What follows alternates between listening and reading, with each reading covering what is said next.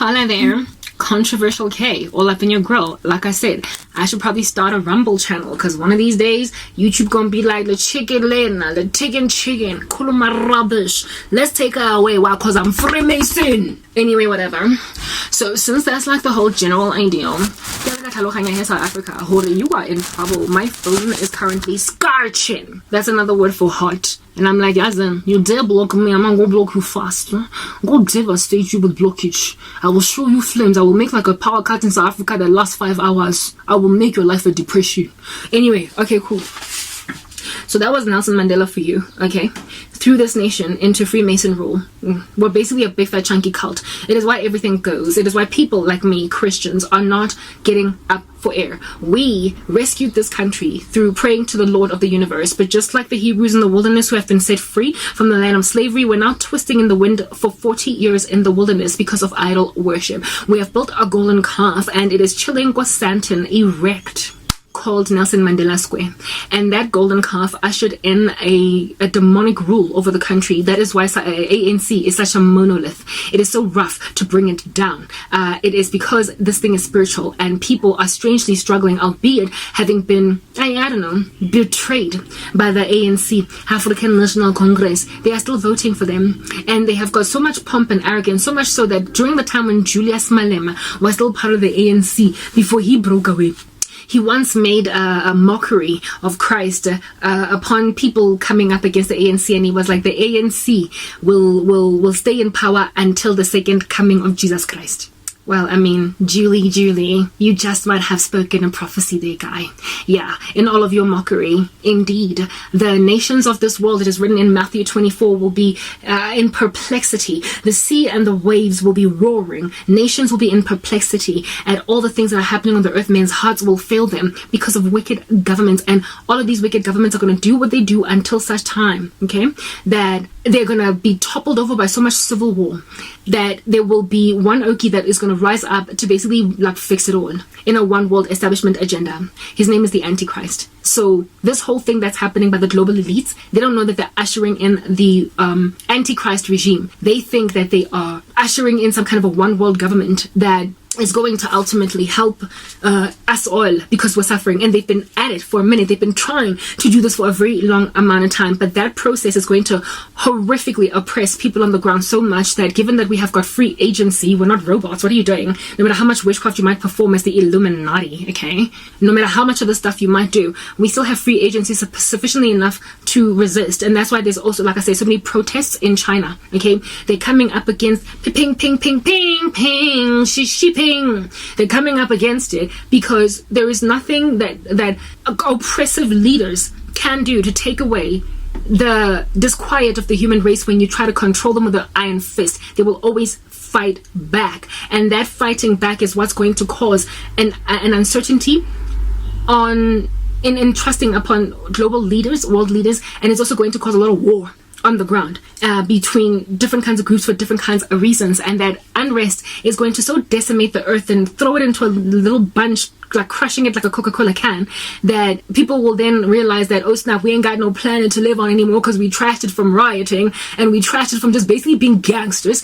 And so they're going to allow one really charismatic dude to run them now. So through fear, oppression, lack, want, taking away from people that which they got used to, we are no longer in the Stone Ages, not that they existed, but we are no longer in the Stone Ages where Fred and Wilma Flintstone, make their car out of stones and they're in bedrock and they use candles and they live in caves and they sew together leaves to like get through the day type set up thing and cover their loins. No, dudes, we've got electricity, we've got telecommunications, we've got globalization, we have got ITC. Basically, we have got these lines of communication that are blurred. We are literally the Tower of Babel in correction in play, in the sense that now our species are no longer confused, so there's nothing that we can't fathom in our minds to do, because now like a French man easily cannot understand him by just like clicking on the translator on some application. So we don't have barriers anymore, and that is the kind of stuff that can cause a global citizenship to become,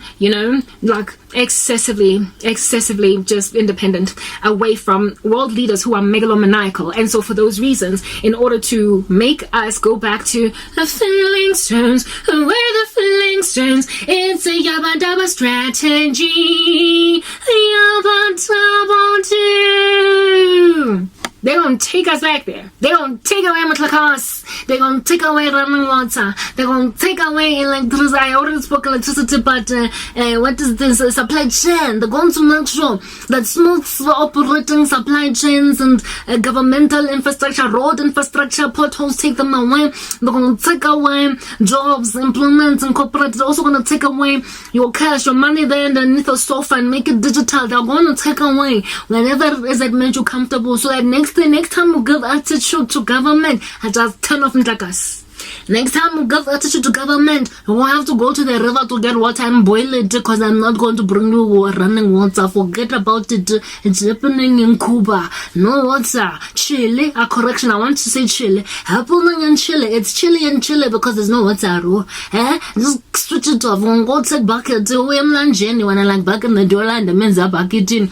I'm landing when I land the man's in a bucket and then boil it and you still get a cholera anywhere because we went and got a That's it. I will take away your running water. You will have to wait for the rain and open your mouth, yes, to drink water. No more you go open pompo. Dream on. They are literally going to deliberately cause so much disaster on the ground that we're going to be like Fred and Wilma Flintstone unless we know how to make a car using rocks and stones, and unless we're prepared to go and live in caves all over again and make everything from scratch without going to the store to buy a loaf of bread, unless we are Amish or having off-grid lifestyles, living in some kind of a bunker. We are going to suffocate from the loss of technology and from the loss of convenience. Supply chains are currently already being interrupted. We are also dealing with global issues concerning provision of water and electricity and basic infrastructure. They are trying to shove down the throats of everybody electric cars in the name of they don't release carbon emissions. Don't come tell me about that gas business. And so for those reasons, they then are going to try and move everybody over to electric cars. Imagine, oh my goodness, Lord have mercy, I don't like traffic already. It hates me and I hate it. But imagine Tesla's car, they're chilling in the highway. Power cut. Can you imagine the chock-a-block at Galuli's interchange ain't got jack on the level of chock-a blockages that are going to happen when a society has nothing but electric cars? China, indeed, coming together with Mr. Musk over there. You come from South Africa, the things you're doing are eerie, you and your Neuralink. But his Tesla project in China, which he doesn't want to sever, no matter how much the United States might have issues with China, they are also trying, go China, in the spirit of reducing carbon emissions by whatever, like some dude, like some century, like 2030 or something, okay, whatever, okay, yeah, but in order to do that, they are now forcing people to, through their social credit score as well, to use less of these things, this carbon footprint, like credit card score thingy, my bobby, they're employing it in China, and they're also trying to shove down people's throats electric cars. Electric cars can just be switched off. If it, by like South Africa, I'm waiting. If anybody wants to go and train how to switch off from Tlakasi, they must come and sit in a classroom in South Africa. Show them, Njefela, step by step, Telkom, step by step process, Njefela. Do this, do that, do that. This is how you switch off. This is how you switch off. This is how on, off, on, off. And then they teach the whole world in their little class of how to like take away electricity. And then next thing they are like doing it with electric cars that are linked to some kind of a central system, and you're like, this dude is big rubbish controversy on YouTube, and he's got Rumble channel because he's running away from YouTube because he realized that we're gonna strike him. So fine, run away to Rumble. Guess where you can't run away from? The highway when I turn off your car. Hey, next part.